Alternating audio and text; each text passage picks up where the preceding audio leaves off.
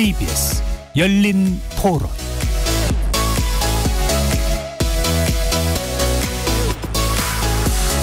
안녕하십니까. KBS 열린 토론 정준희입니다.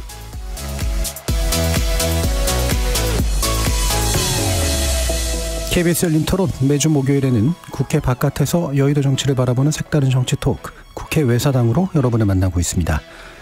지난 13일 윤석열 대통령이 세 개 부처 장관을 교체하는 2차 개각을 단행했습니다. 윤석열 정부 들어 한꺼번에 3명의 장관이 교체되는 것은 처음인데요. 이 3명의 장관 후보자는 이제 국회 검증의 문턱에 섰습니다. 후보자와 의원들 간 치열한 검증과 공방의 시간이 다가온 셈인데요.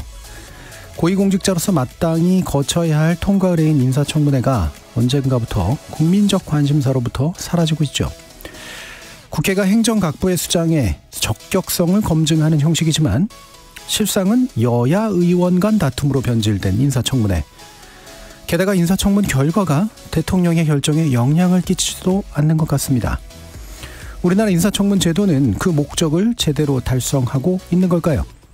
이번 주 국회 외사당에서 인사청문회를 둘러싼 논란 그리고 과제에 대해서 살펴보겠습니다. KBS 열린 토론 지금부터 시작합니다. 살아있습니다. 토론이 살아있습니다. 살아있는 토론, KBS 열린 토론. 토론은 라디오가 진짜입니다. 진짜 토론, KBS 열린 토론. 오늘 토론 함께해 주실 세 분 소개해드립니다. 김영호 변호사 나오셨습니다. 안녕하세요.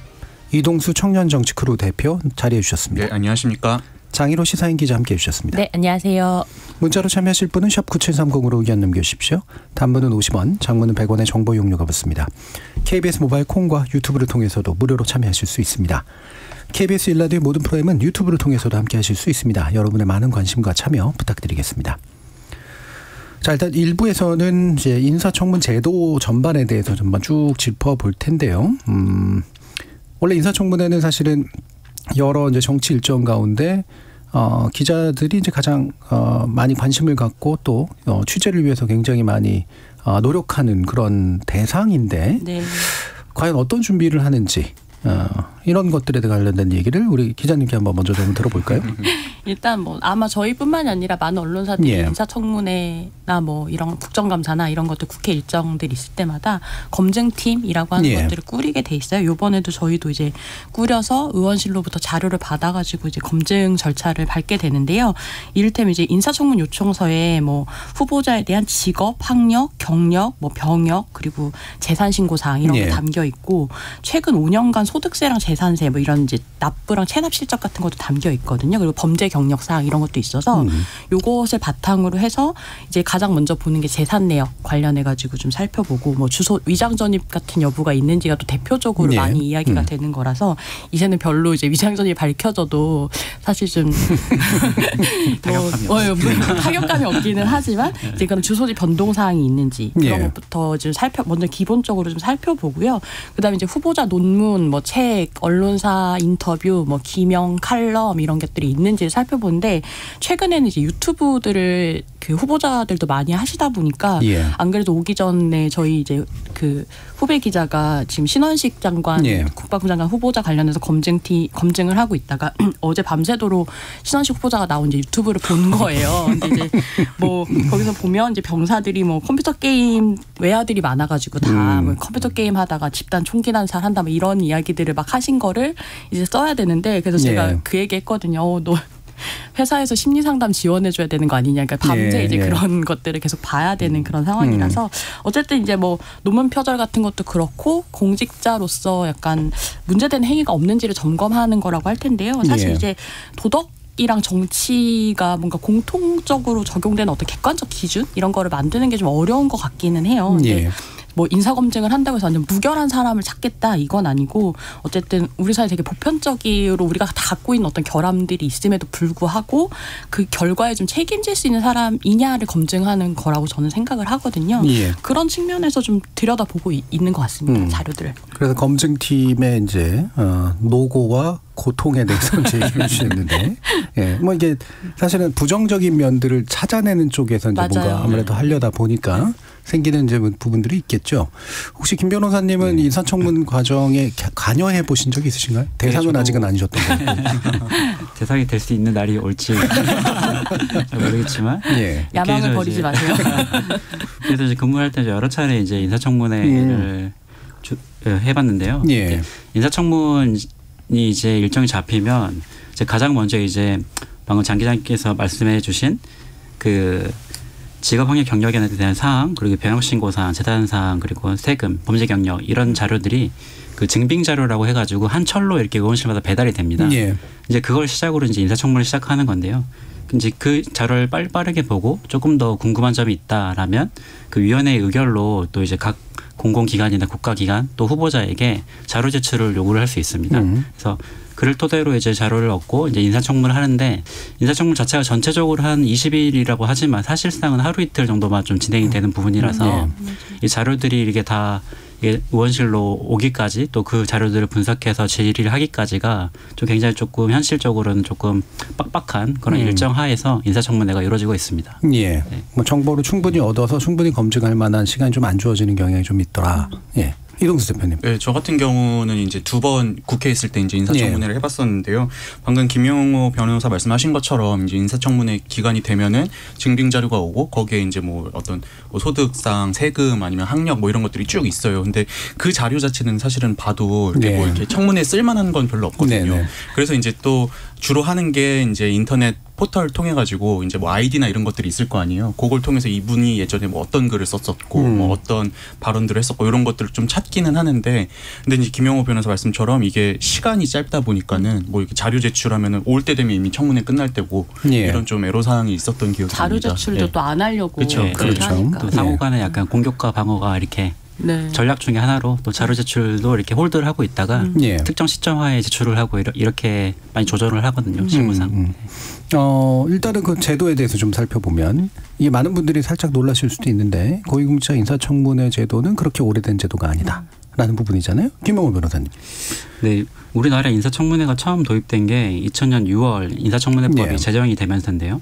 당시 이제 김대중 대통령 시절이었는데 당시 그 인사청문회 대상은 국무총리, 감사원장, 대법원장, 그리고 대법관, 헌법재판소장을 대상으로 한정이 되었고 그 이후에 노무현 정권 시절에 인사청문회가 한 차례 개정이 되면서 이 수사기관, 또 권력기관이라고 볼 수 있는 국가정보원장이나 검찰총장, 국세청장, 그리고 경찰청장까지 그 범위가 좀 확대됐습니다. 그리고 한 차례 더 개정이 됐고 그 과정에서 이제 모든 국무위원, 즉 행정각부의 장관을 포함하는 개정이 이루어졌습니다. 예.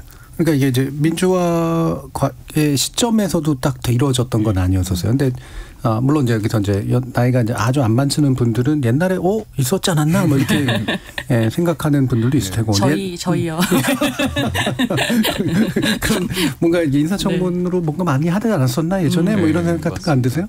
저도 저 고등학교 때 어떤 일이 있었냐면은 그 보건복지부 장관 인사청문회로 유시민 후보자 이렇게 나오셨었거든요. 그게 처음 아마 국무위원. 근데 이제 그때 유시민 그 의원께서 처음에 국회 등원할 때 막 빼빠지 입고 오시고 막 이래가지고 화제가 많이 됐었잖아요. 근데 장관 청문회 때는 되게 머리를 단정하게 하고 오셨고 또 워낙 또 스타성이 있는 분이다 보니까 그때 이제 청문회장이 이제 막 카메라며 이런 기자님들을 꽉 찼던 이제 기억이 나는데 그게 저는 되게 인사청문회가 오래된 역사인 줄 알았는데 국무위원 인사청문회는 또 그때가 처음이었더라고요. 그래서 생각보다 오래된 이 제도는 아니구나를 새삼 느꼈습니다. 당시에 그 노무현 대통령이 인사청문 제도의 도입은 대통령의 권한 행사를 제약하는 것이 아니고 인사에 있어서 공정성과 객관성, 절차의 신중성을 높이는 방안이 될 것이다.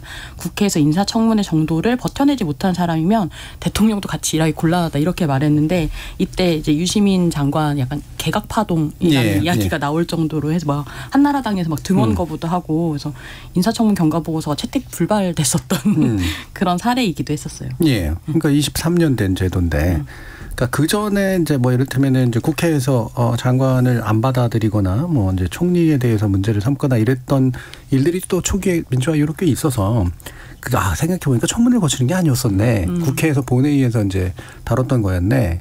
근데 그 인사청문 효과는 이제 언론이 냈었단 말이야. 특히 이제 김영삼 정부 시절에는. 그래서 마치 이제 그런 검증이 그렇게 이루어지고 있었던 것처럼 기억하시는 분들도 꽤 있을 거예요. 그러면 인물들 이미 좀 얘기를 하셨는데 김영삼 변호사님 혹시 또 기억나는 인물 있어요? 저는 이제 지금 사실 저희가 모두가 조국의 시대에 지금 살고 있는 것 같습니다. 아직도? 네. 예. 그래서 당시 19년도 이제 조국 전 법무장관에 대한 인사청문회가 진행될 때 굉장히 좀 다이나믹하고 좀 조국 개인의 가정의 입장에서는 되게 비극적인 그런 그렇죠. 일들이 굉장히 많이 일어났는데 당시 조국 장관 그 인사청문회 도중에 그 부인인 정경심 교수님이 기소가 되셨어요. 네. 이제 그 과정에서 이제 뭐 언론과 검찰과 뭐 자유한국당이 이렇게 뭐 야합을 했다라는 그런 의혹도 좀 많이 나올 만큼 조국이 이 검찰 개혁을 추구하는 문재인 정권의 정책을 좀 실현하기 위해 법무부 장관에 입성을 하려고 했던 건데 그 과정에서 그걸 좀 막고자 하는 그런 세력에 의한 인사청문회가 조금 오염이 된 경향이 있었던 것 같아요. 그래서 정책보다는 개인의 신상털이에 조금 더 집중이 된 경향이 있었고 이 조국 그 인사청문회에 대해서는 평 자체가 법무부 장관으로 지명된 것은 조국의 딸이 아니고 조국의 부인이 아니고 조국의 오촌 조카가 아니라 조국이 이혼한 전 재수가 아니라 돌아가신 아버지가 아니라 어느 투자회사의 대표가 아니라 바로 조국이다. 이런 평이 있는데 이 말 자체가 이 조국 전 장관에 대한 인사청문회가 어떻게 이루어졌고 그 이후에 인사청문회가 그 정책보다는 개인의 신상털이나 이렇게 마구잡이식 아니면 말고식 인사청문회로 좀 이렇게 오염되어 버리는 그 과정을 좀 대표적으로 보여주는 사례인 것 같습니다. 예, 굉장히 가장 아마 드라마틱한 이제 사례였다라고 볼 수 있고, 아까 유시민 전 장관 말고 또 다른 기억나는 분들 있으세요? 저는 자료 찾다 보니까 그러면 그 인사청문회 때는 어땠지?라고 해서 옛날 뉴스들을 좀 찾아봤는데요.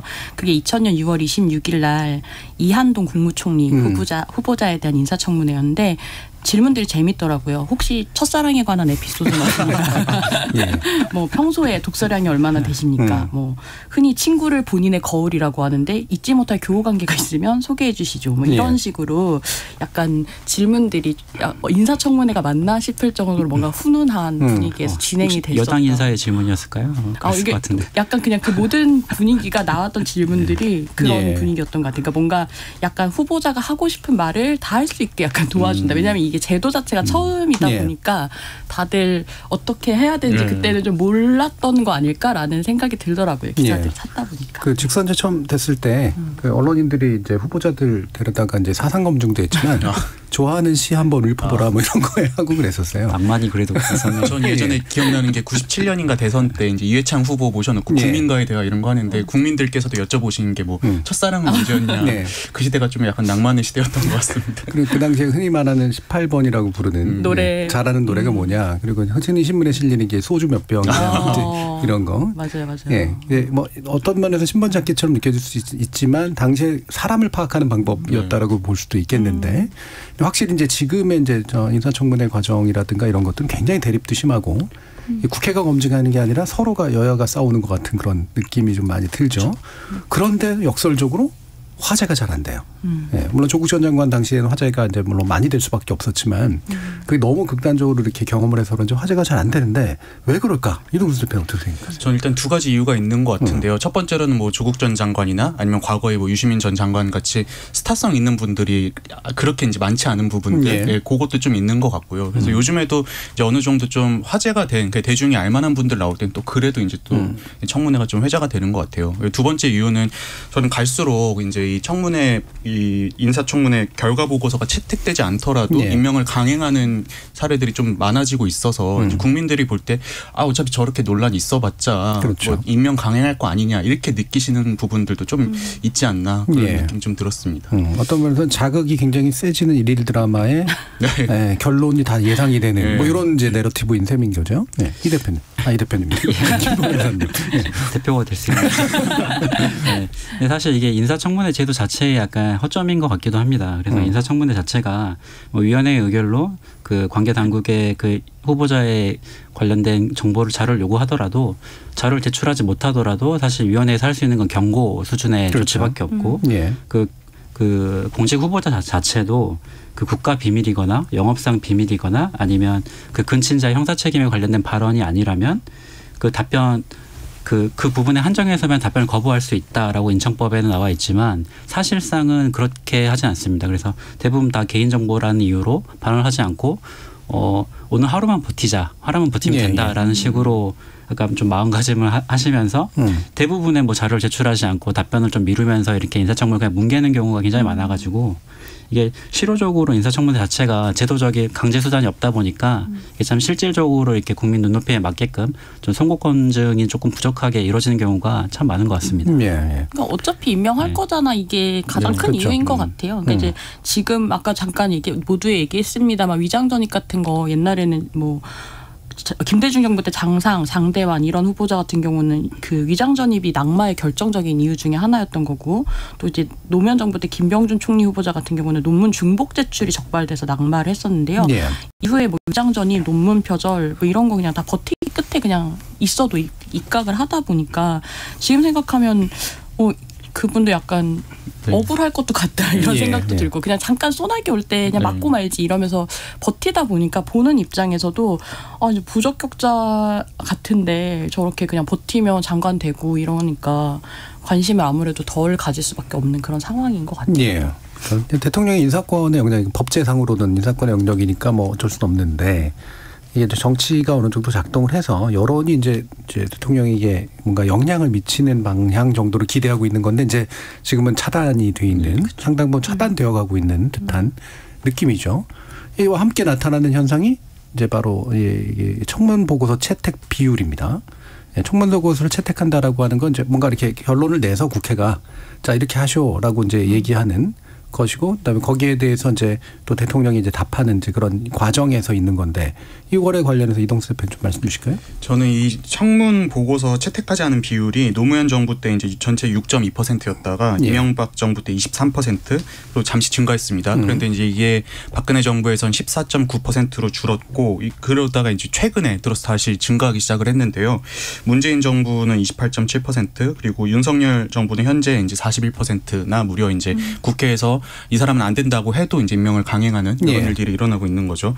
근데 저는 이게 이제 우리나라 정치의 협치 실종의 증거가 아닌가. 근데 지금 이 우리나라 인사청문회는 대부분 강제성이 없잖아요. 그러다 보니까는 뭐 이 인사청문회 채택하지 않더라도 임명을 강행할 수가 있는데 그래도 예전에는 어떤 관례, 관행 이런 것들이 있어서 그래도 국회에서 동의하지 않는 사람은 웬만하면 하지 말자 이런 경향이 있었다면은 최근에는 점점 이런 것들이 없어지면서 국회에서 동의하지 않았더라도 난 이 사람을 무조건 해야겠어라는 이런 경향이 좀 늘어나고 있는 추세인 것 같습니다. 근데 저는 그래서 이제는 좀 우리나라 인사청문회 어떤 강제력을 좀 확보하는 방안도 좀 고민해봐야 되지 않을까 이런 생각을 좀 해보고 있습니다. 결국 정치 양극화된 상황을 반영하는 숫자인 것 같아요.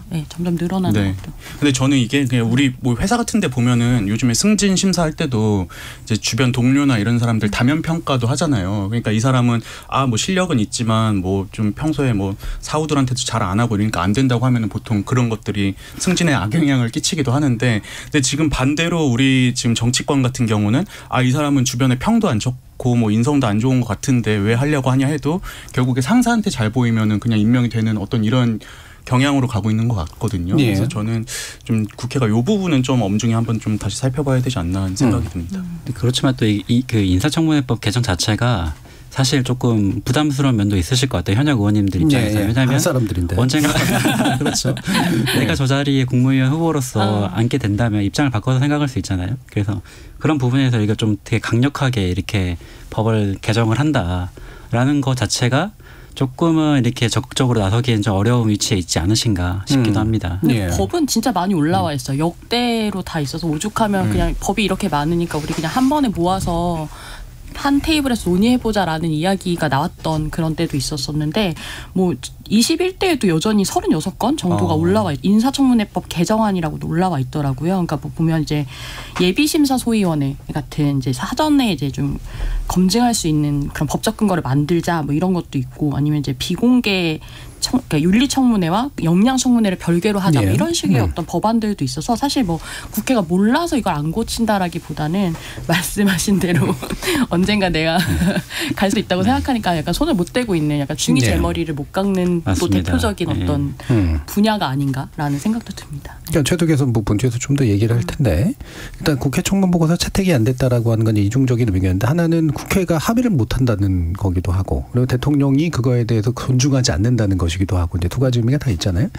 합의가 안 되는 중요한 이유는 국회 고유의 시선이 없다라는 그런 느낌이 좀 들어요. 이게 이제 여당이라고 하더라도 국회의 관점에서 바라보면 그러니까 그 정부를 구성할 사람에 대한 어떤 국회적 판단이라는 게 필요할 텐데 여당은 막아주고 야당은 찌르고 그리고 결국 합의는 불발되고 뭐 이런 일들이 굉장히 많아지고 있다는 거죠.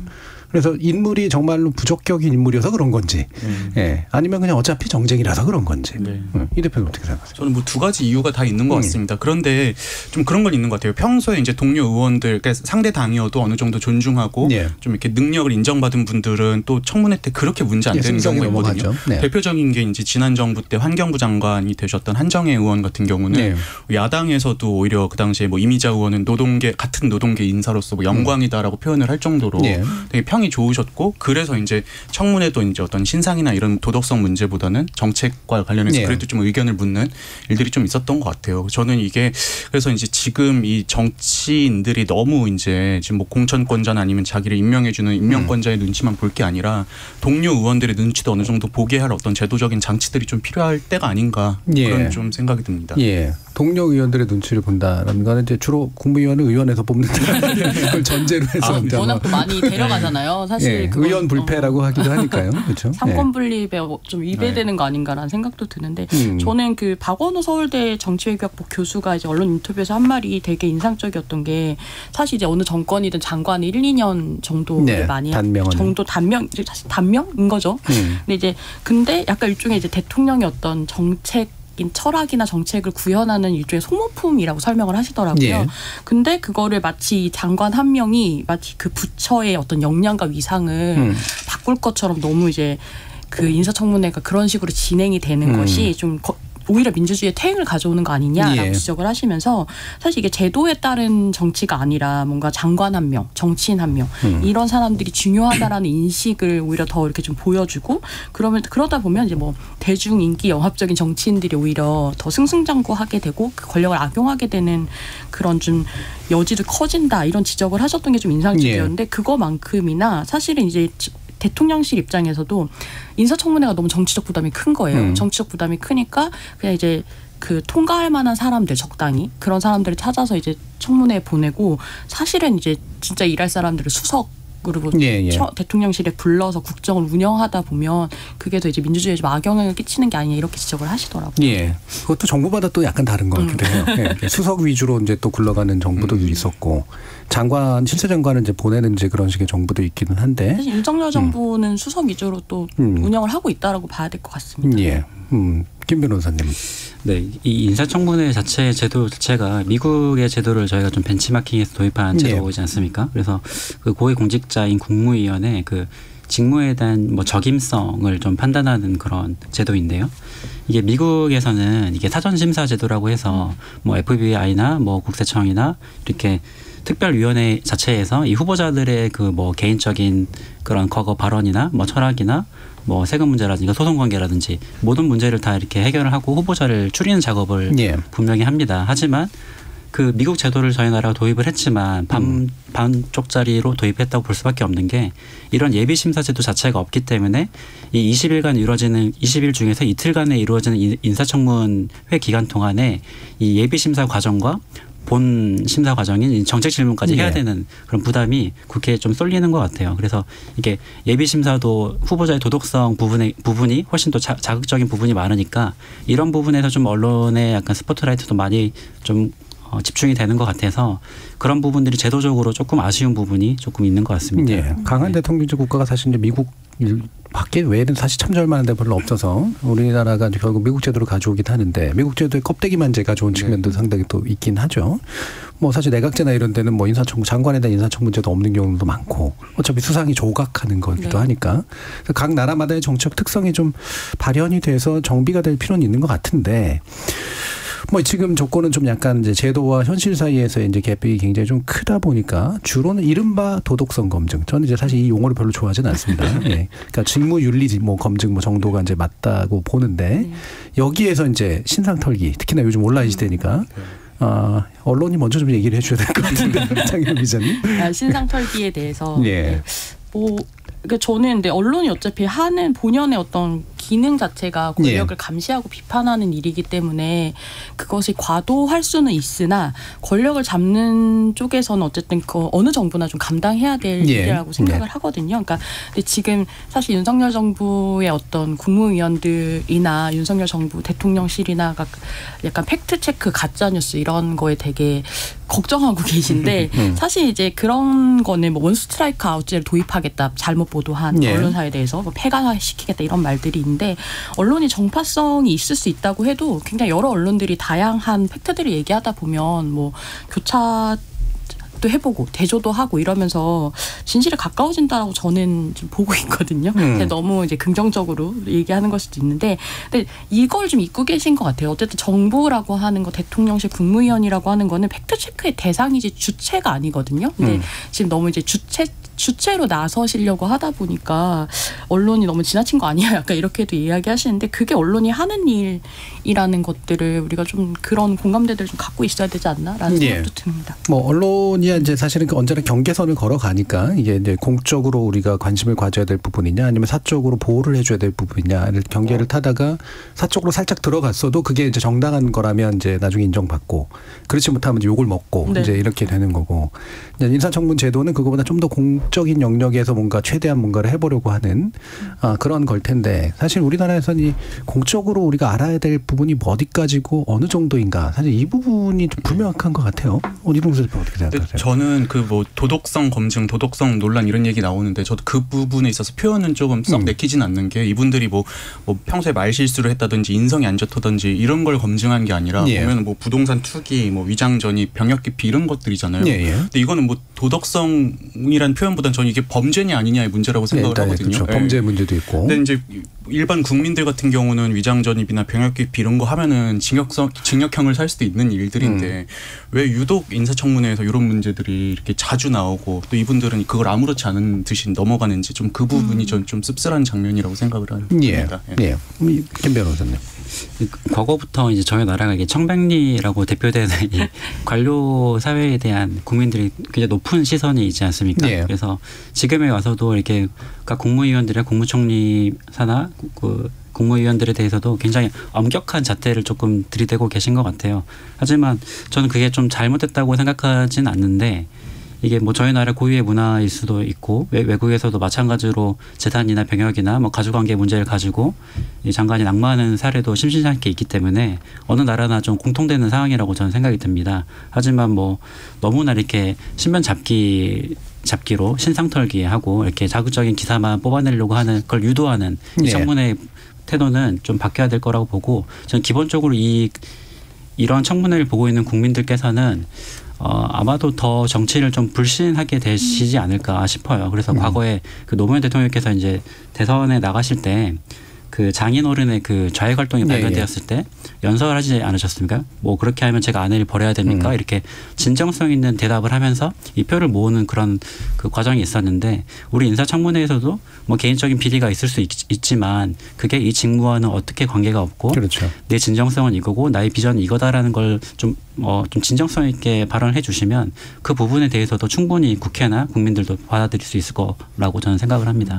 그래서 아예 좀 청문회를 이원화하자는 논의도 계속 있었거든요. 그러니까 1차는 비공개로 하고 뭐 2차는 약간 공개로 해서 업무랑 자질을 검증하는 것을 공개하자라는 이야기인데 실제로 2020년에 서욱 국방부 장관 인사청문회 때 비공개 검증을 여야가 합의해서 한 적이 있습니다. 이제 어쨌든 국방부라고 하는 국가 기밀을 다루고 있는 그런 부처이기 때문에 이것을 굳이 이렇게 약간 도덕성 이런 부분을 좀 비공개로 할 수도 있지 않느냐라고 이제 민주당에서 먼저 제안을 했고 그거를 이제 국민의힘에서 여야가 합의를 하자라고 해가지고 진행을 했었는데 저는 이거 되게 좋은 사례 중에 하나라고 생각하거든요. 예. 실제로 지금도 법상으로는 인사청문회 법상으로는 이런 이제 어떤 신상보호라고 해야 될까요? 어떤 도덕적 검증에 대한 보호가 가능합니다. 이제 뭐 개인 명예나 사생활을 부당하게 침해할 우려가 있거나 뭐 국가 기밀에 대한 네. 사항이거나 뭐 재판 또는 수사 중인 사건에 영향을 미치는 경우는 비공개 요청을 할 수가 있거든요. 근데 결국 이게 뭐냐라고 하면 제도가 미비해서 이런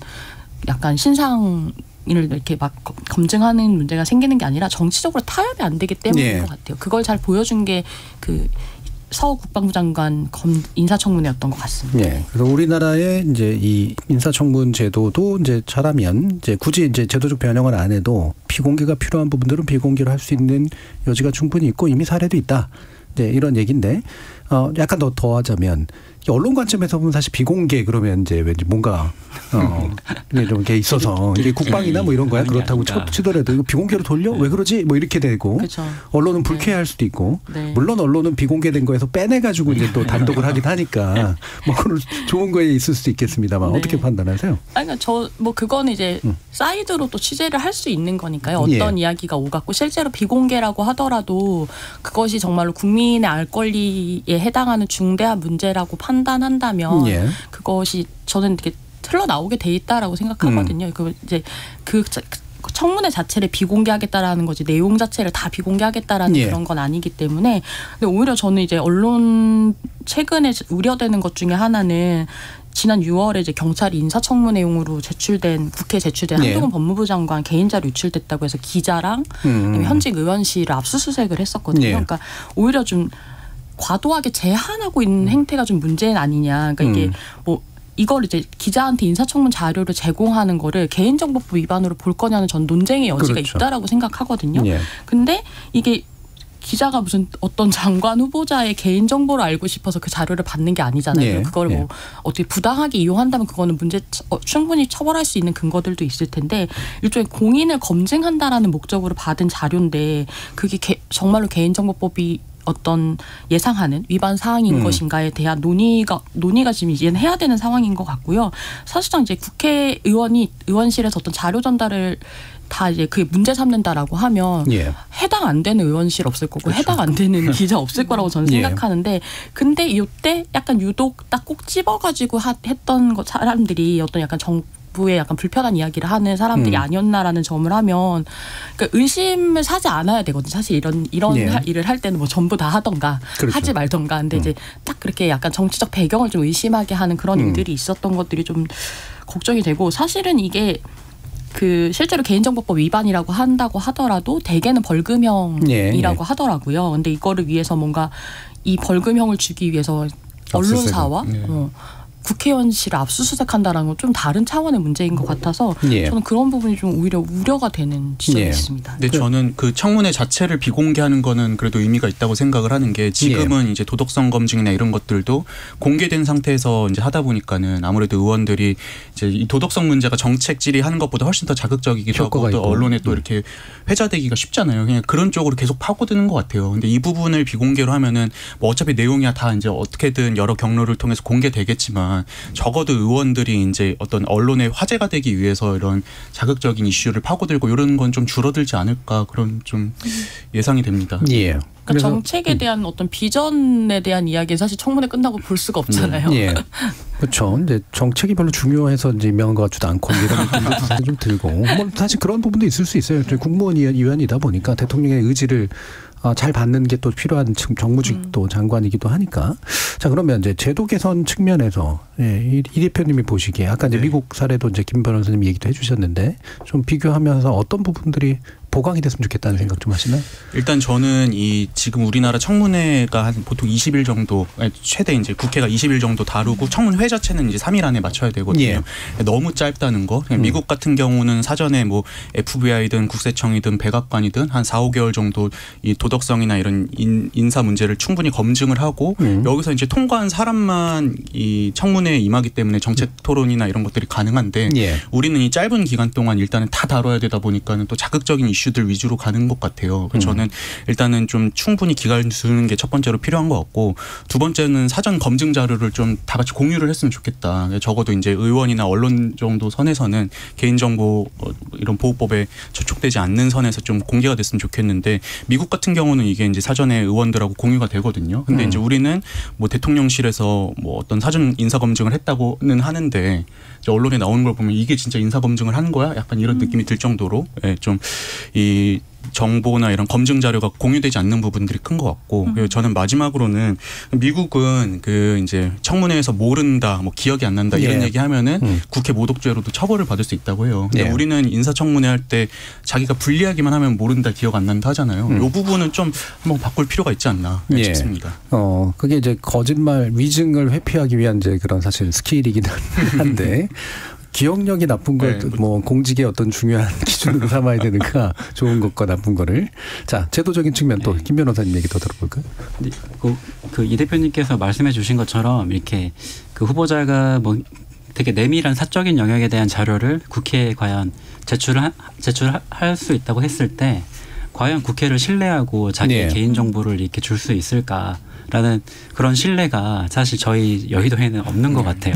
항상 이게 거대 양당 제도의 하에서 저게 편을 나눠서 한 편은 장관 후보자의 편을 들고 또 다른 편은 또 반대하는 포지션을 갖다 보니까 이 자료를 줄 때, 후보자가 자료를 줄 때는 양측에 또 다 줘야 되는 문제가 있잖아요. 그래서 얼마나 신뢰하고 이거 줄 수 있을까, 이게 또 과연 실효성이 있을지도 약간 조금 의문이고, 과연 국회가 그 자료를 유출하지 않을 수 있을까라는 것도 사실 좀 의문이 좀 듭니다. 그래서 이게 우리 자체가, 인사청문회 자체가 지금 미국의 그 예비심사 제도를 충분히 거치지 않고 국회에서 한 번에 이렇게 이루어지기 때문에 당연히 앞서 저희가 얘기했던 것처럼 그 인사청문회 보고서 채택 비율이 낮을 수밖에 없는 것 같아요. 그래서 반면에 미국과 같은 경우에는 그 1776년 건국 이래 27건에 불과했거든요. 그 인준이 거부된 사례가요. 근데 벌써 우리나라 이번에 윤석열 정부에서만 16건이 지금 약간 인사청문회 보고서가 불채택이 됐는데, 이런 부분들은 사실 뭐 여야의 문제도 있겠지만 또 제도적인 문제가 더 크다, 시스템적인 문제가 있고 좀 손봐야 될 때가 왔다라고 저는 보입니다. 근데 저는 진짜 요새 가장 큰 의문 중에 하나가 법무부 인사정보관리단은 뭐 하고 있는가거든요. 그러니까 이게 처음에 이제 미국의 FBI 제도를 이야기하면서 민정수석실이 너무 많은 정보와 이걸 하고 있기 때문에, 권력을 갖고 있기 때문에 그걸 폐지한다라고 하면서 이제 그 법무부 안에 인사정보관리단은 신설한 건데 대체 뭘 검증하고 있지라는 생각이 어쨌든 기사를 이렇게 취재를 하고 기사 볼 때마다 들 수 없는 게, 이게 작은 규모도 아니거든요. 지청급 규모의 법무부 장관 어떤 직속 조직인데, 그러니까 뭐 만들어질 당시에도 뭐 법무부 장관이 이 모든 부처의 공무원을 그런 식으로 검증하고 정보 수집하는 게 맞는지, 아니면 사실상 민정수석 역할을 법무부 장관이 하는 건데 그게 맞는지, 이런 얘기가 있었는데, 근데 여기서 1차 검증을 하고 나면 이제 2차 검증은 대통령 비서실에서 이제 공직비서관실이 담당하게 되는데, 이 공직기강 비서관실에 지금 공직기관 비서관도 검찰 출신이거든요. 그래서 그러니까 요새 그냥 제가 느끼는 어떤 이 윤석열 정부 어떤 개각들을 보면서, 아, 검찰 출신들이 짐작보다 일을 잘 못하는구나, 약간 이런 생각들을 좀 안 할 수가 없고, 그러니까 국회에서 어떤 증언을 할 때는 보통 그 법이 있어서 다 위증에 대해서는 처벌을 받게 돼 있는데, 인사청문회에 대해서는 그 규정이 없다고 하더라고요. 근데 그러니까 이 규정을 그럼 만들어야 되느냐에 대해서 약간 저도 고민이 되는 게, 이 모든 어떤 것들을 다 법으로 세세하게 규정하는 것이 맞는가에 대한 좀 의문이 좀 있긴 한데, 모른다라거나 거짓말한다거나 했을 때 그것을 처벌할 규정이 있고 없고는 그 공직자가 나와서 어떤 대답을 해야 되는 것에 있어서는 좀 차이가 있을 것 같다라는 생각도 듭니다. KBS 그 데이터 저널리즘 팀이 2019년에 전수조사를 한 적이 있어요. 그 인사청문회 회의록을 한 305건 정도 전수조사했는데, 그 분석해 보니까 그 국무위원들이 가장 많이 한 답변이 예였다고 하더라고요. 그러니까 그만큼 뭔가 답변을 할 시간도 사실 충분히 주어지지 않고, 뭔가 소명할 시간도 주어지지 않는 어떤 이런 공격적인 행태들이 분명히 있는 것 같습니다. 그런 부분들도 좀 보완되어야 되는 부분이 아닌가라고 생각합니다. 그러면 뭐 일부 마무리할 때가 되긴 했지만 짧게, 청문회 제도를 통해서 우리는 뭘 검증하는 게 핵심이냐, 그리고 대통령은 이 부분을 어떤 식으로 참고하는 것이 핵심이라고 보느냐, 이 부분에 아주 간단한 견해를 한번 좀 들어볼까요? 이렇게 다 포괄적으로 얘기하실 필요 없고 되게 중요하다고 생각하시는 측면을 좀 보면 되겠다. 이걸 봐야지 결국은 공직자에 대한 판단을 할 수가 있다. 어떻게 생각하세요, 김 변호사님? 저는 일단 그 행정각부의 장관이 공직 후보자가 됐을 경우에는 그 장관이 관할하게 되는 그 부처의 업무에 대한 정책이나 예. 그 향후의 그 비전에 대해서 철저하게 좀 검증이 이루어져야 될 것 같아요. 그래야 저희 국민들이 가장 좀 예민한 부동산 정책이나 이런 뭐 최근에 있었던 건 뭐 오피스텔을 다시 주거수에 포함하냐 마냐 이런 문제에 대해서도 국민들 굉장히 관심이 높은데 이런 문제를 인사청문회를 통해서 나의 생각은 이렇고 우리 정부의 기준은 이렇다라는 그런 방향성이라도 이렇게 조금 이렇게 얘기해 주는 자리가 된다면 국민들도 굉장히 좀 관심 높게 정책 부분에 대한 인사청문회를 되게 예. 관심 있게 지켜보실 것 같습니다. 뭐니 해도 정책 전문성, 이해도, 비전이다. 이동수 대표님. 네, 저도 동의하고요. 저도 이제 각 부처에서 되게 핵심적인 현안들 있잖아요. 뭐 예컨대 법무부 같은 경우는 우리나라로 치자면 뭐 이민 문제라든지 예. 아니면은 강력 범죄를 어떻게 이제 처벌할 건지 그 수위에 관한 문제라든지 이렇게 좀 각 부처가 이제 직면하게 될 문제의 어떤 핵심 방향성에 대해서 좀 많이 물어봤으면 좋겠습니다. 장 기자님. 일단 이제 국민들은 이미 인사청문회를 경험을 20년간 하면서 고위공직자가 되려면 단순히 업무 능력뿐만이 아니라 뭔가 전문성이나 윤리 예. 관리를 해야 된다라는 거를 자기 관리를 해야 된다라는 걸 국민들은 알게 됐는데 공직자분은 모르고 있는 것 같다는 생각이 되게 많이 들거든요. 그런 부분들이 좀 중요하게 공직을 하시려는 분들 좀 고려하셔야 되는 사항 아닌가라는 생각이 듭니다. 예, 알겠습니다. 자, 일부를 통해서 우리 인사청문제도의 전반적인 어떤 문제점 내지 한계 그리고 역사 이런 것들을 한번 짚어봤는데요. 청취자 여러분들이 보내신 문자 들어보죠. 정의진 문자 캐스터. 네, 지금까지 여러분이 보내주신 문자들 소개합니다. 8913님. 대통령이 인사청문회 결과를 묵살하기 일쑤인데 인사청문회가 무슨 의미가 있는지 모르겠습니다. 언론도 권력을 감시하는 제 역할을 하지 못한다면 인사청문회는 결국 의미 없는 통과 의례로만 남을 것 같습니다. 조혜숙님, 인사청문회 보면서 시간 낭비라는 생각이 들지 않을 날이 오기는 할까요? 인사청문회가 말장난, 말싸움, 면박주기의 장이 되고 있는 데다 점점 인사청문회 결과와는 관계없이 대통령이 임명을 강행해버리니 말입니다. 7384님, 인사청문회 제도를 정책에 대한 비전, 미디어와 국회를 대하는 태도 등을 평가할 수 있게 바꿨으면 합니다. 지금은 너무 신변잡기 식인 것 같아 관심을 두고 싶은 생각이 안 듭니다. 5316님, 국회 청문회는 국민을 대표해서 국회가 후보자를 검증하는 자리인데 대통령이 국회의 반대에도 불구하고 임명을 강행한다는 건 국민을 무시하는 게 아닌가 싶네요. 유튜브에서 민우수원님, 제대로 된 인사청문회를 하려면 질문을 하는 국회의원들의 지식이나 꼼꼼함도 중요하다고 생각합니다. 청문회를 지켜보면 준비가 제대로 되지 않은 채 마구잡이 질문을 던지는 의원들도 많습니다 해주셨고요. 3624님, 인사청문회라는 제도가 불과 20년밖에 안 되었다니 우리나라에선 제도로 정착되기엔 여전히 시행착오가 필요한가 봅니다. 앞으로는 신변잡기 논란이나 신상 털기 말고 제대로 된 정책과 비전 그리고 인성을 검증하는 장이 되었으면 합니다 라고 보내주셨네요. 네, KBS 열린 토론. 이 시간은 영상으로도 생중계하고 있습니다. 유튜브에 들어가셔서 KBS 1라디오 또는 KBS 열린 토론을 검색하시면 지금 바로 토론하는 모습 보실 수 있습니다. 방송을 듣고 계신 여러분이 시민 농객입니다. 계속해서 청취자 여러분들의 날카로운 시선과 의견 보내주세요. 지금까지 문자캐스터 정의진이었습니다. 토론은 치열해도 판단은 냉정하게. 복잡한 세상을 바꾸는 첫걸음은 의외로 단순할지도 모릅니다. 평일 저녁 7시 20분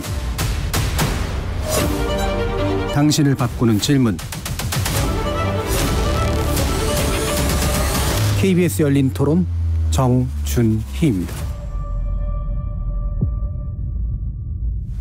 KBS 열린 토론 국회 외사당. 오늘 인사청문회를 바라보는 시선 그리고 관련된 논란과 과제에 대해서 얘기 나누고 있는데요. 장희로 시사인 기자, 이동수 청년정치크루 대표 그리고 김용호 변호사 이렇게 세 분 함께 하고 있습니다. 자, 그래서 이제는 좀 현안 이야기를 좀 해보려고 하는데요. 국방부, 문화체육관광부 그리고 여성가족부 장관이 이제 인사청문 대상이 됐습니다. 전반적인 개각에 대해서 나름의 관점을 가지고 한번 얘기를 해보신다면 장 기자님부터. 일단 뭐 대통령 인사라고 하는 건 그 자체로 메시지인 건데 일단 뭐 쇄신 이미지보다는 약간 과거 부정적인 이미지를 좀 떠오르게 하는 개각이 아니었나라는 생각도 들고요. 뭔가 이제 쓸 수 있는 어떤 자원이라고 하는 게 있을 텐데 대통령한테 인사 자원이라는 게 있을 텐데 그 초기에 이제 어쨌든 검찰 출신들을 많이 이제 중용을 하셨던 거고 그러다 보니까 이제 쓸 수 있는 인사가 없구나라는 생각도 좀 들기도 하고 그게 어쩔 수 없이 이제 대통령 자리로 좀 직행하시다 보니까 이른바 좀 섀도우 캐비닛이라고 하는 예비내각 같은 것들을 이제 이상적이라면 어떤 집권을 하는 세력이 꾸리고 있었어야 되는데 그런 부분도 좀 부족했다 이런 생각도 드는데요. 일단 당장은 뭐 유인촌 문체부 장관 후보자 같은 경우는 이번에 입각하게 되면 이주호 교육부 장관에 의해서 재입각하게 된 두 번째 사례인 건데 그러다 보니까 뭐 이명박 내각 아니냐 뭐 이런 좀 비판도 피하기 어려운 것 같습니다. 예.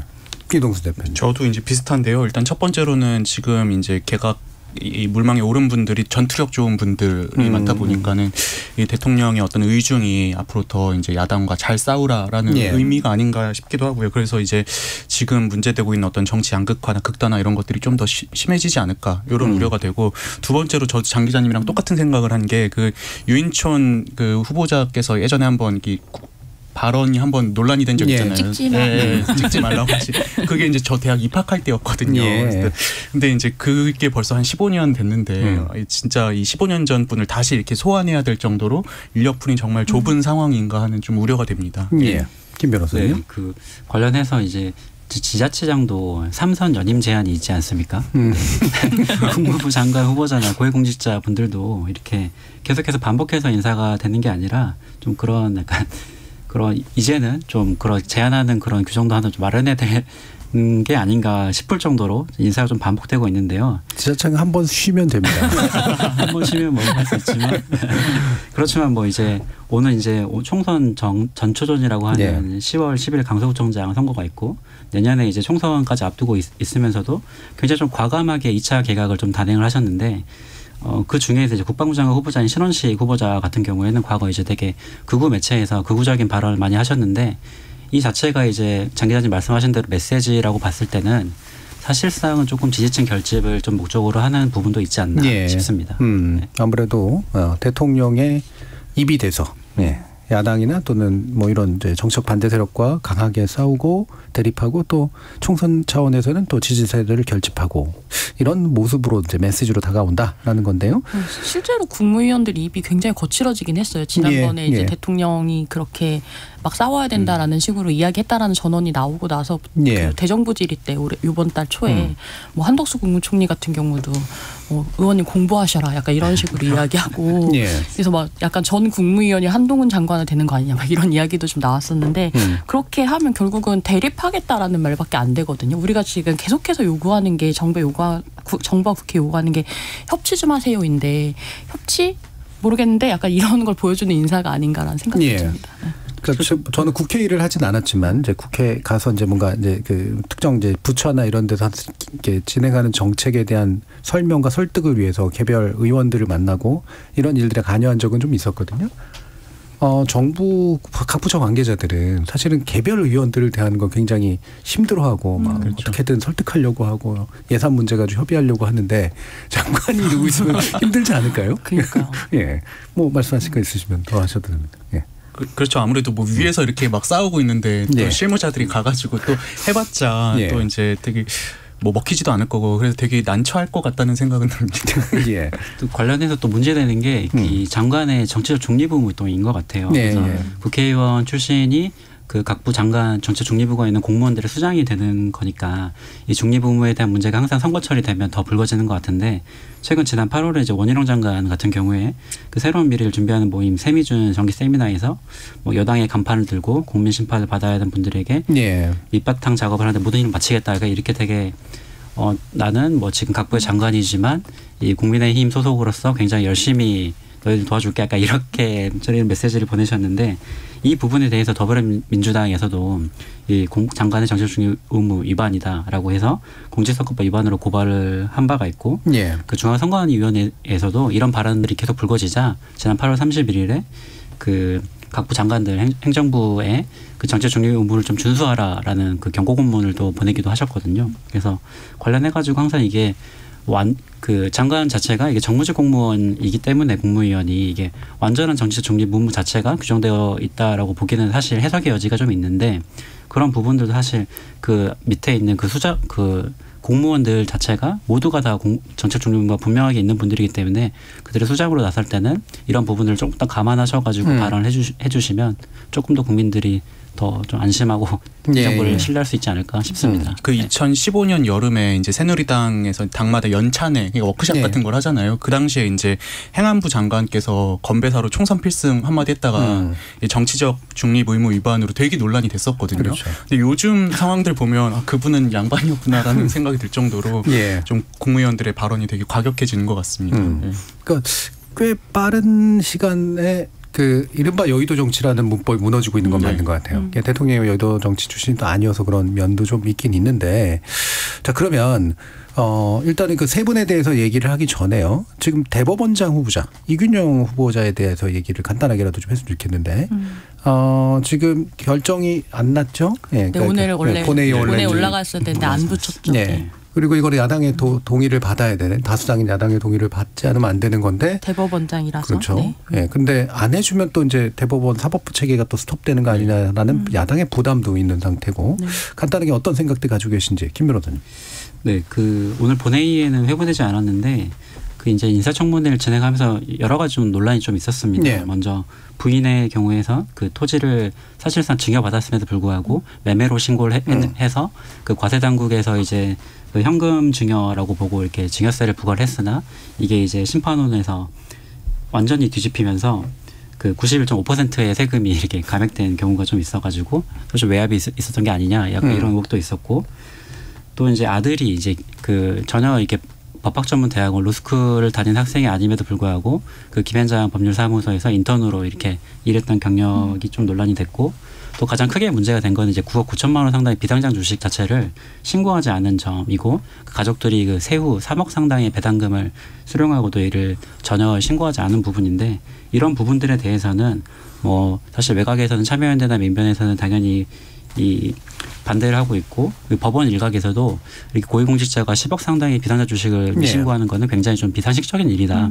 이렇게 비판하는 부분도 있었습니다. 하지만 뭐 상임위에서는 이게 여야가 굉장히 심각하게 대립을 했지만 이후에는 그 민주당 원내대표께서 이 임명 동의안을 채택하는 데 동의를 하셨고 본회의에 올리는 거에 대해서도 그 일정을 조율하고 있기 때문에 사실상은 이제 이 대법원장 후보자에 대해서는 인사청문회는 통과됐다라고 이렇게 볼 수 있는 상황인 것 같습니다. 논란은 있었으나 작은 논란은 아니었으나 저는 임명되면 안 된다라고 생각하는 쪽이긴 한데 어쨌든 지금 보통 공직 후보자 검증할 때 제일 먼저 하는 게 재산 목록 자체인데 그래서 대개는 뭐 꼬투리 잡히지 않기 위해서라도 정리는 잘 해놓거든요. 근데 이분의 어떤 재산 목록 자체를 보면 어떻게 이렇게 불성실할 수 있지? 그리고 법을 다루는 분이 이런 것도 있었고, 뭐 지금 변호사님이 짚어준 여러 가지 것들이 다 그랬는데, 그러니까 공직자가 될 거란 생각 전혀 안 했나? 근데 법관 공직자가 아닌가? 약간 이런 질문도 좀 들고요. 그러니까 오죽하면 사실은 낙마를 예상하고 한 인사다라는 이야기까지 나오는 거예요. 그러니까 왜 낙마하면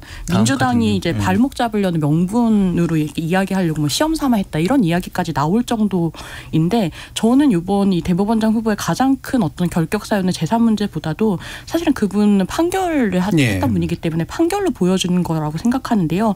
굉장히 이제 그 여성대상범죄 항소심에서 감형한 여러 판결들이 논란이 있잖아요. 그러니까 뭐 이런, 그러니까 배우자를 밟아서 숨지게 한 남성한테 징역 3년을 깎아주고, 뭐 1심에서 인정된 살인 혐의 대신에 상해치사 혐의를 적용하고 이런 것들이 있었는데, 이거를 뭐지 일각에서 너무 부풀려서 이야기한다라고 하셔서 저희 시사인 취재팀에서 3년간의 이 성범죄 판결을 전수 분석을 했는데, 어쨌든 이균용 후보자의 재판부에 성범죄가 배당이 되면 해당 범죄자 3명 중에 1명은 형량이 깎였거든요.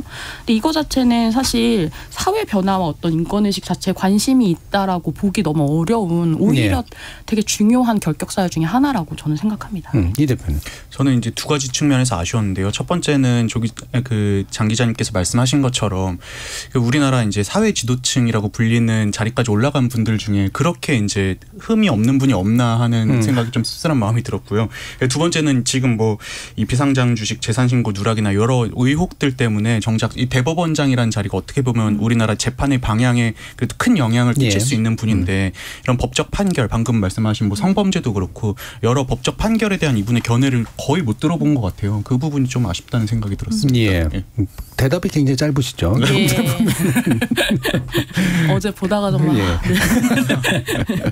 자, 그러면 이제 또 세 개 부처의 장관에 대해서도 장관 후보자에 대해서 간단히 좀 얘기해 볼 텐데 저희 뭐 각각의 방식으로 이제 논란이 되고 있긴 합니다만 언론 관련해서는 아무래도 김행 후보자가 가장 좀 두드러지는 것 같아요. 네.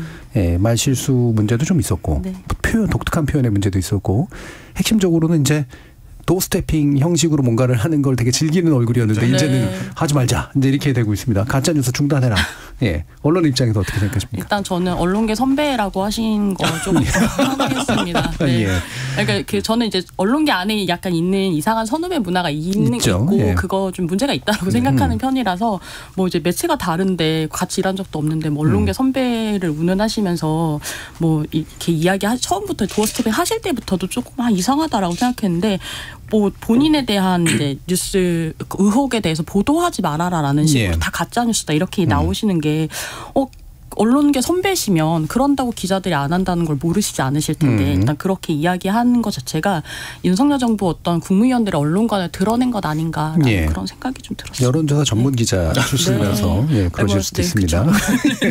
이 대표님. 그 온라인 용어 중에 사이버 레카라는 표현이 있잖아요. 예. 그러니까 그 고속도로에서 사고가 나면은 되게 견인하기 위해서 쏜살같이 달려가는 레카차처럼 이제 온라인에서 이슈가 발생하면은 그거를 그냥 막 물어가지고 이게 좀 이렇게 화제를 만들고 뭐 이런 거를 이제 사이버 레카라고 하는데 사실 김행 후보자께서 만드신 매체가 어떻게 보면 그 역할을 하는 어떤 표시와 같은 매체잖아요.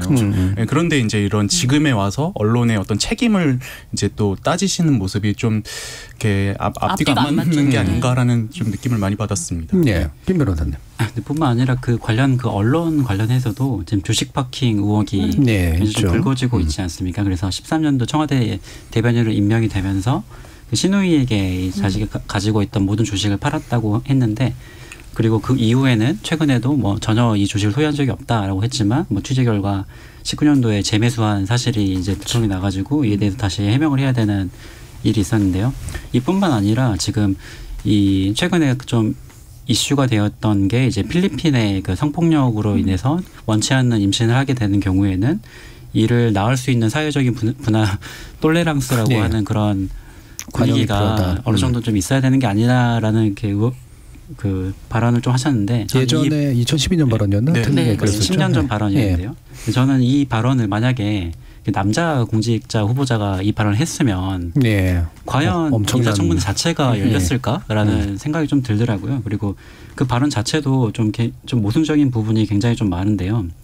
이게 이제 모자보건법을 반대로 해석하신 것 같아요. 이 모자보건법에서는 예외적으로 이제 낙태를 할 수 있는 위법성 조각 사유를 규정하고 있는데 거기에는 이제 뭐 우생학적 이유, 뭐 질환이 있는 전염성 질환이 있는 경우, 뭐 원치 않는 임신인 경우 등 사유가 있는데 여기에 유일하게 없는 게 사회적 경제적 이유거든요. 그렇죠. 근데 그런 부분은 모자보건법에서도 이를 담고 있지 않고 이게 논의가 굉장히 그 법조계에서는 굉장히 활발한 분야인데 이 법을 관할하는 여가부 장관 후보께서 이 부분에 대해서 반대로 이렇게 해석을 하시면서 사회 경제적 이유가 있을 경우에는 출산을 이렇게 오히려 뭐 해야 된다? 뭐 이렇게 할 수도 있어야 된다? 약간 이렇게 얘기를 하시는 거 보고 저는 약간은 지금 조금 준비가 좀 덜 됐다라고 전 생각이 들었습니다. 그 주식 논란도 국민의힘 안에서도 반대 이야기가 계속 나오고 있어요. 김웅 의원 얘기죠. 김웅 국회의원 같은 경우가 정경심 교수의 어떤 제목 중에 하나가 공직윤리법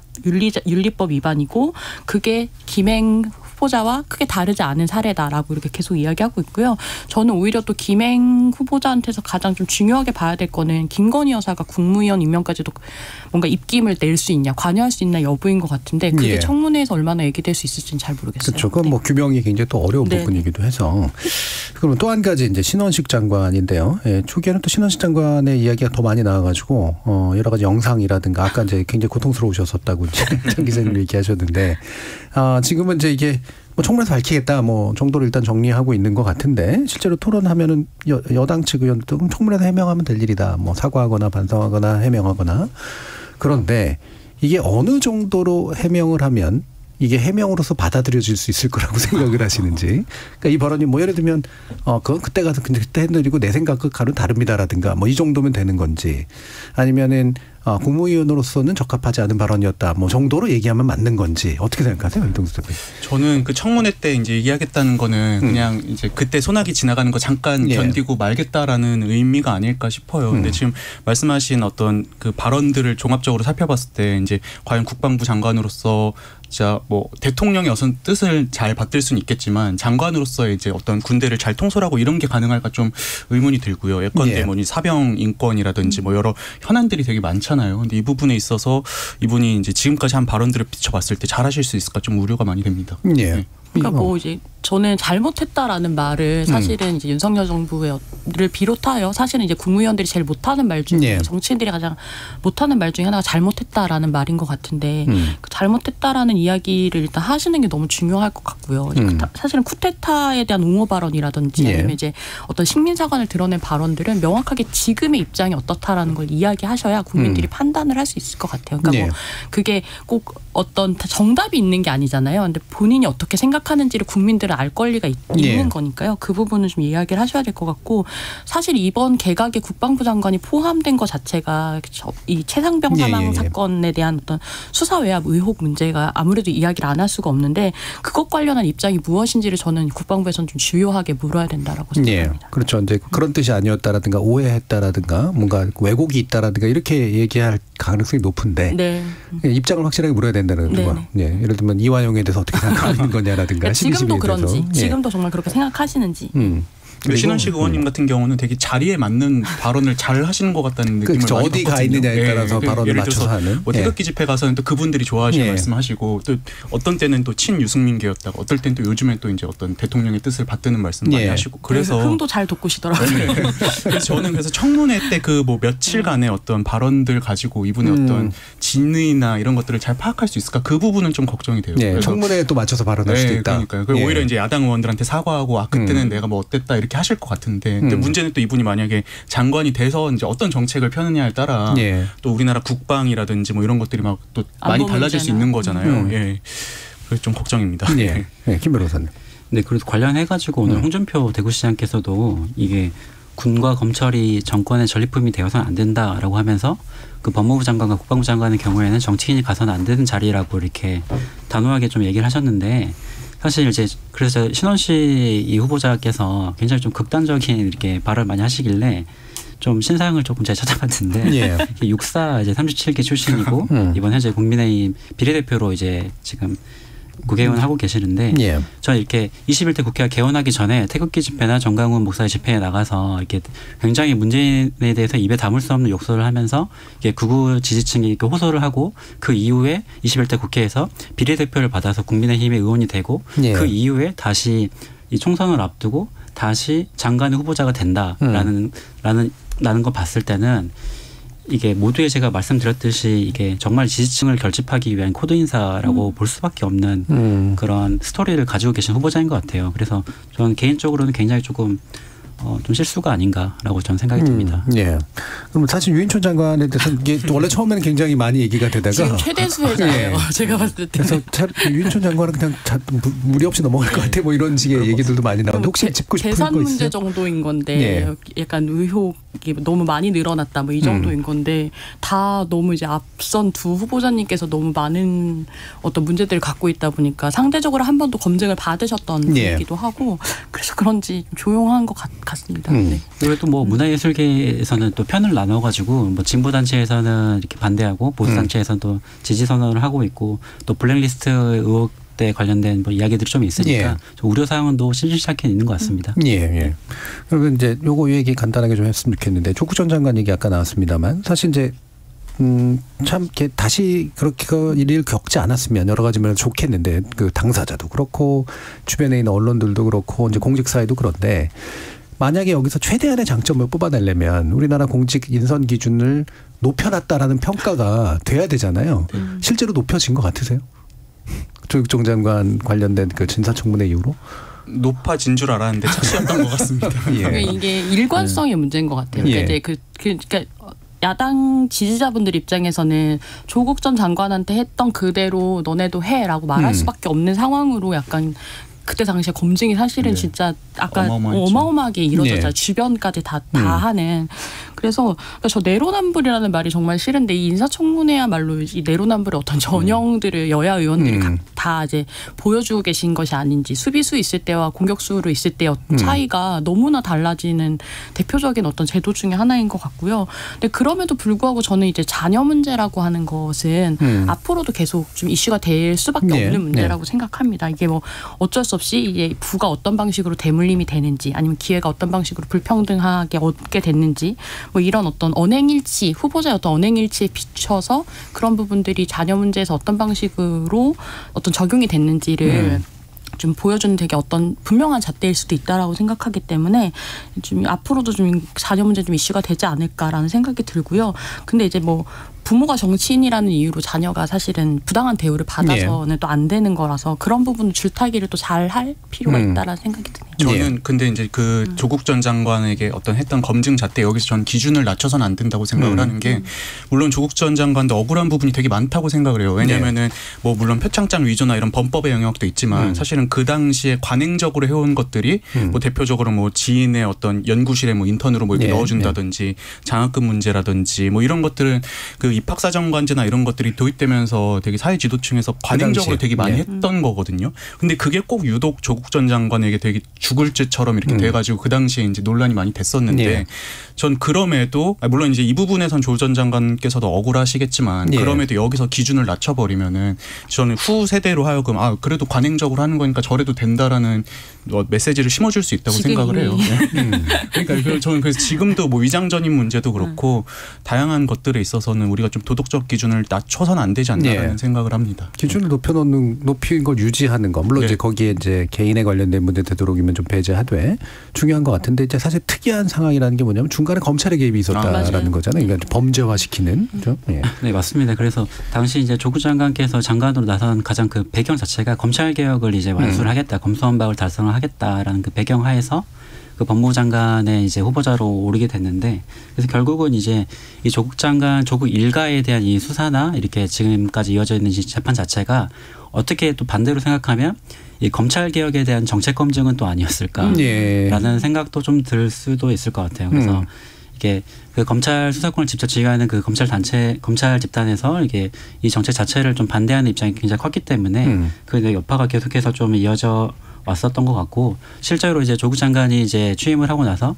단지 한 달 36일을 근무를 하고 검찰 개혁을 완수하기 위해서 좀 6가지 정도의 좀 지시를 내리고 곧바로 이렇게 사퇴를 이제 할 수밖에 없었는데 이 1년의 과정에서 이제 그 어떠한 반대 집단에 좀 부딪히는 정책 자체를 하나의 그 장관이 이렇게 실행하는 것 자체가 굉장히 좀 어렵고 두려운 일이고 이게 굉장히 좀 검찰이 좀 개입해서 굉장히 특이한 케이스이긴 하지만 일반화할 수는 없지만 이럴 정도로 이렇게 정책에 대한 검증 자체를 개인의 신상으로 확대시켜가지고 검증을 하는 것 자체가 조금은 좀 비상식적이었다라고 저는 생각이 듭니다. 그럼 뭐 이후에 재원 같은 것도 혹시 있으신지 장 기자님? 뭐 이제 후폭풍 자체가 이제 남긴 상처가 너무 큰 것 같아요. 그냥 단순히 이제 정말 조국 전 장관에 대한 것만뿐만이 아니라, 근데 저는 인사청문회는 뭐 어느 제도나 마찬가지겠지만 사실은 잘 운영되면 굉장히 좋은 절차인 거거든요. 그러니까 대통령이 인사권을 통제할 권한이라고 하는 게 입법부에 있는 건 거잖아요. 근데 그렇기 때문에 행정부가 인사권을 사용할 때 굉장히 신중하게 사용할 수밖에 없는 거고, 그렇게 해서 임명에 실패하면 정치적인 타격도 받게 되는 거라서 이제 뭐 신경을 크게 안 쓰시는 것 같기는 한데, 아무튼 이제 어쨌든 후보자 입장에서도 자신이 충분한 어떤 능력 그리고 자질 이런 것들 갖고 있으면 국민들한테 알릴 수 있는 굉장히 좋은 기회라고 생각하는데, 문제는 이제 우리 정치가 사람을 키우지 않는다라고 하는 데서도 찾아볼 수 있을 것 같아요. 그러니까 이게 정당의 역할이 굉장히 약하다 보니까 매번 새로운 사람을 수혈하는 방식으로 어떤 정당의 개혁과 혁신을 증명하려고 하다 보니까 이 정치하려는 사람의 어떤 삶의 태도가 무엇인지 우리가 정말 처음부터 끝까지 다시 뒤집어 봐야 되는 어떤 그런 거라서 이 정치를 하겠다는 거는 정당에 속해 있다는 건 사실 스스로 인사 검증을 좀 할 수 있는 어떤 사람이라는 저는 생각도 들거든요. 이제 미래의 어떤 자기 권력을 위해서 현재 미래 나를 위해서 현재의 나를 약간 잘 관리하는 그런 건데 한국 같은 경우는 지금 외부 수혈되는 일단 인사들이 너무 많은 것 같고요. 결국은 이 인사청문회 제도 자체보다 이 정치적 공간 어떻게 넓히느냐의 문제에서 그렇죠. 좀 계속 실패하고 있는 것 같아요. 그러니까 대통령이 이제 임명한 국무위원이라고 하는 게 행정부 수장이지만 또 입법부랑 같이 협력해서 일해야 되는 사람인 건데 이 동의하지 않은 어떤 것들이 계속해서 반복되다 보니까 뭐 이런 좀 협력의 조건을 마련하는데 좀 더 정치가 신경을 썼으면 좋겠다, 국회가 신경 썼으면 좋겠다는 생각이 듭니다. 자, 오늘 국회의사당은 이것으로 모두 마무리하는데요. 오늘 함께해 주신 이동수 청년정치크루 대표, 김영호 변호사, 장희로 시사인 기자 세 분 모두 수고하셨습니다. 감사합니다. 감사합니다. 마지막에 너무 이타적 태도, 이해관계로부터의 독립, 객관성, 성실히 설명할 의무, 개방성과 투명성, 정직함, 지도력. 영국의 공직자 선임 7대 기준입니다. 인사청문 대상자들에 한번 적용해보면 어떨까요? 지금까지 KBS 열린 토론 정준이었습니다.